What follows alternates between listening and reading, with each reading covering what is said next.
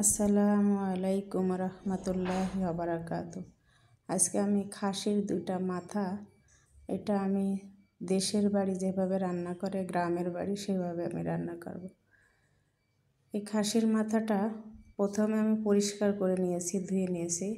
তারপরে যে অংশটা আর কি গরম পানি দিয়ে ধুতে হয় সেটা আমি ধুয়ে নিয়েছি।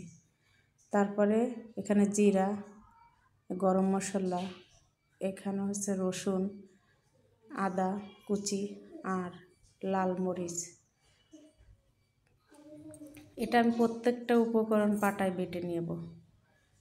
প্রত্যেকটা উপকরণ আমি পাটায় বেটে নিয়েছি।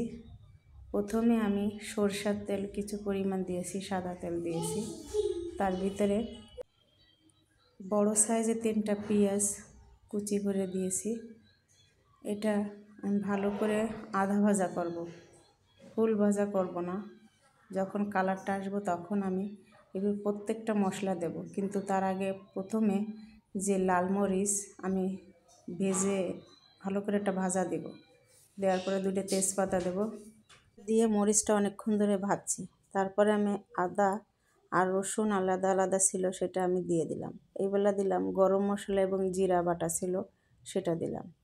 দিয়ে একটু লবণ দিয়ে আমি মশলাটা ভালো করে কষিয়ে নিয়েছি। তারপরে আবার একটু পানি দিয়ে মশলাটা কষাই, কারণ ঝালটা আমরা গুঁড়ো মশলা এক রকমের আর প্রত্যেকটা উপকরণ বাইটে দেওয়া আর এক রকমের। কারণ যত ভালো করে মশলাটা কষাবেন ততটাই খাবারটা সুস্বাদু হবে এবং ঘ্রাণটা বেরোবে। কারণ এটা মাথা, এর ভিতরে অনেক থাকে, হাড্ডি থাকে, যার কারণে নাড়াচাড়া দিতে অনেক অসুবিধা হবে।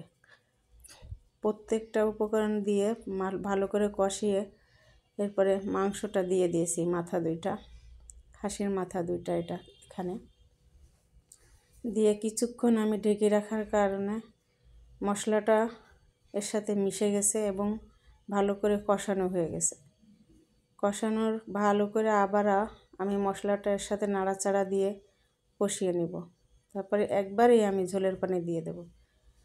অনেকক্ষণ টাইম নিয়ে ঝোলের পানি দেওয়ার পর উতল যখন আসছে তখন আমি এটা ঢাকনাটা সরিয়ে আমি অনেকক্ষণ ধরে অল্প আঁচে রান্না করছি।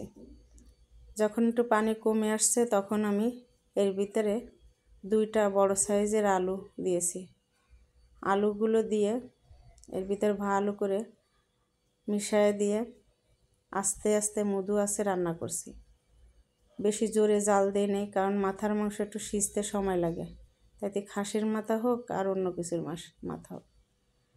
এর ভিতরে এখন সামান্য পরিমাণ আমি ভাজা মশলা দিয়েছি, কারণ গরম মশলা আমি বেটে দিয়েছি, যার কারণে এখন যদি আমি মশলাটা বেশি দেই তাহলে আসল ঘ্রাণটাই থাকবে না।